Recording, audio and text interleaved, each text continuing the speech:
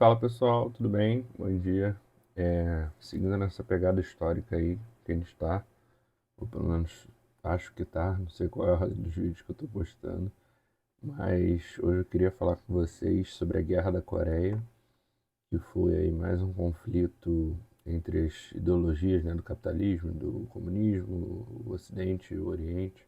Oriente não, né? Porque a Rússia nunca foi muito conhecida pela, pelo, pelo, pelo nome Oriente. Mas mais um conflito de ideologias ali da Guerra Fria, pós-Segunda Guerra, que foi de 1950 a 1953, que deu origem à separação das Coreias, entre Coreia do Sul e Coreia do Norte, assim como outros conflitos que ocorreram também por questões ideológicas, que foi a Guerra do Vietnã e, e diversos outros conflitos. Mas vamos lá que a história é bem interessante. Em 1950, o mundo acabou de sair da Segunda Guerra Mundial, está todo mundo cansado, as cidades destruídas, a economia global tentando respirar, e mesmo assim a rivalidade entre os Estados Unidos e a União Soviética está só começando a esquentar. A Guerra Fria vira pano de fundo de tudo, e qualquer faísca em qualquer canto do planeta pode virar um incêndio. A Coreia acaba sendo justamente esse lugar. A Península Coreana tinha sido dominada pelo Japão até 1945. Com a derrota japonesa na Segunda Guerra, os aliados queriam reorganizar a região. Só que, como sempre, a política mundial complica o que deveria ser simples. Para garantir que o Japão realmente entregasse as armas, os americanos e os soviéticos dividiram a Coreia provisoriamente ao longo do paralelo 38. No norte, os soviéticos ocupam e ajudam a instalar um governo comunista liderado por Kim Il-sung, e no sul, os americanos apoiam um governo anticomunista, liderado por Syngman Rhee. Era para ser temporário, mas virou permanente, como foi temporário na Alemanha, com o Muro de Berlim, a divisão da Alemanha Oriental e Ocidental e tal, que é a história que a gente já conhece. Dois países, duas ideologias, duas visões de mundo. E uma fronteira explosiva, como é, de certa forma, até hoje, né? Altamente militarizada. E a zona desmilitarizada que tem ali entre as duas fronteiras, né? Na verdade, entre os dois limites dos países, né? Na fronteira. A fronteira é uma só. Em junho de 1950, a bomba estoura. O exército da Coreia do Norte cruza o paralelo 38 e invade o sul com uma rapidez surpreendente. A ideia era reunificar a península pela força. A capital, Seul, cai em poucos dias e é um choque para todo mundo. Para os Estados Unidos, era inaceitável deixar um país apoiado por eles ser engolido pelo comunismo. Para a ONU, era uma violação direta da ordem internacional recém-estabelecida no pós-guerra. Então, os americanos conseguem aprovar uma resolução que autoriza o envio de forças internacionais para ajudar a Coreia do Sul. Quase todas as tropas são americanas, mas vários países mandam soldados, inclusive Turquia, Austrália, Reino Unido, Canadá e até o Brasil participou com observadores, não com tropas, mas com presença diplomática. Só que no começo nada funciona. As forças da ONU são empurradas até o extremo sudeste da Coreia do Sul, numa bolsinha chamada Perímetro de Pusan.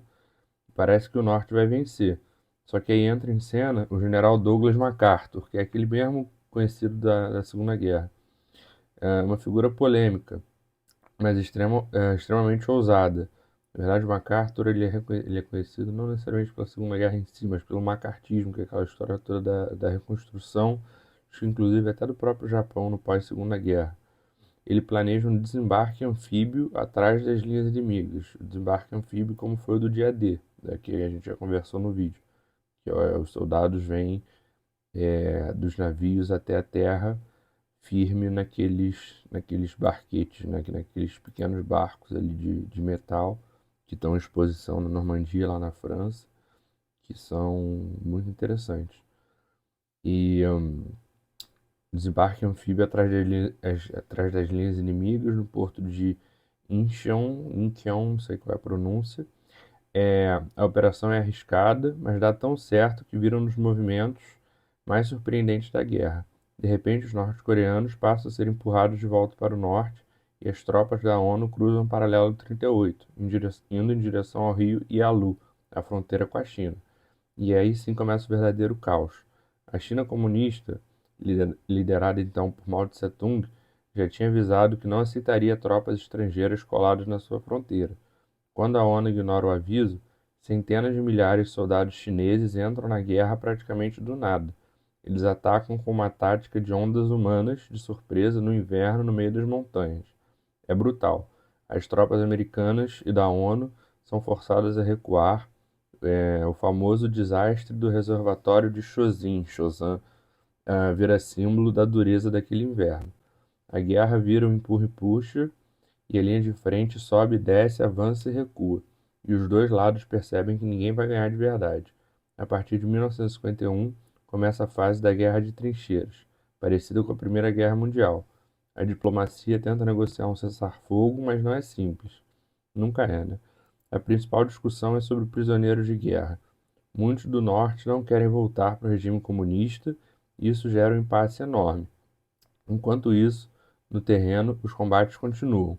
A Coreia vira um laboratório tenso da Guerra Fria, os Estados Unidos testam diversas armas, táticas aéreas e estratégias de bombardeio, e a China e a União Soviética testam suas respectivas capacidades militares e suas disposições de enfrentar o Ocidente, sem transformar tudo em uma terceira guerra mundial. A guerra também molda o futuro político da Ásia, mostra que os americanos estão dispostos a intervir militarmente contra o comunismo localmente ali na própria Ásia, que a China está disposta a assumir riscos enormes e que a União Soviética pode apoiar guerras por procuração sem entrar diretamente no conflito. Finalmente, depois de 2 anos de negociações arrastadas, o cessar-fogo é assinado em julho de 1953. Ele não acaba oficialmente com a guerra. Tecnicamente, até hoje não existe um tratado de paz entre as duas Coreias, mas ele congela a linha de frente mais ou menos no mesmo lugar de 1950, criando a famosa Zona Desmilitarizada, a tal DMZ, Demilitarized Zone, uma faixa super militarizada, cheia de minas terrestres, miras apontadas para todos os lados e tensão permanente. Só que nesse espaço, entre onde tem os militares do sul e do norte, tem esse espaço com as minas e tal, que não tem a presença de militares, de pessoas militares, né, no caso. E as consequências são enormes. A Coreia do Sul, com o tempo, vira uma potência tecnológica, econômica, capitalista, e a Coreia do Norte, isolada e autoritária, vai se fechando, se torna hoje, atualmente, o país mais isolado e fechado do mundo, desenvolve um dos regimes mais fechados do planeta e mais tarde armas nucleares. Hoje em dia, a Coreia do Norte é um país nuclear, já é um país nuclear.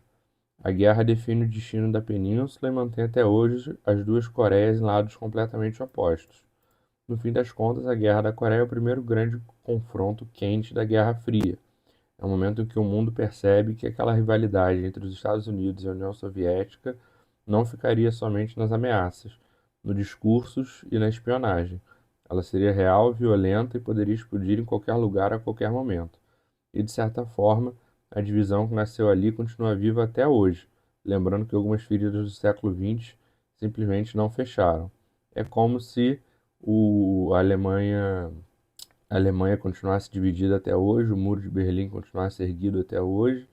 É o que acontece na Coreia, que segue dividida até hoje entre os comunistas do norte e os capitalistas do sul, dessa divisão que advém desde essa época. Eu falei no início que a guerra teria dado a origem à divisão das Coreias, mas a Coreia já estava dividida antes da guerra, e isso que deu origem à guerra. Então, na verdade, é o contrário.